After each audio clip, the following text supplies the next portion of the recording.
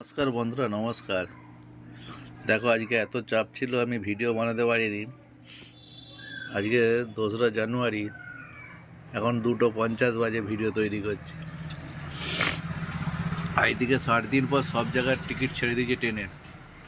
আমি দেখাচ্ছি ত্রিবন্ধম থেকে হাওড়া, যারা কোয়েম্বাটুর থেকে গুয়াহাটির দিকে যায়, তারপরে মানে চেন্নাই থেকে আরও আগে ত্রিবন্ধম থেকে হাওড়া 3রা মার্চের টিকিট ছেড়ে দিয়েছে।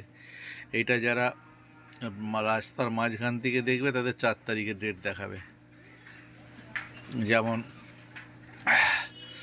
যারা কলম,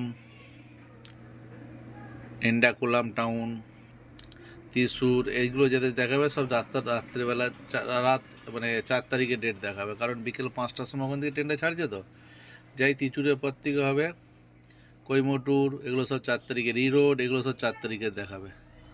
তো চলো, 60 দিন পর সকলের ট্রেনের টিকিট ছেড়ে দিয়েছে সব জায়গার, তোমরা বুক করে নাও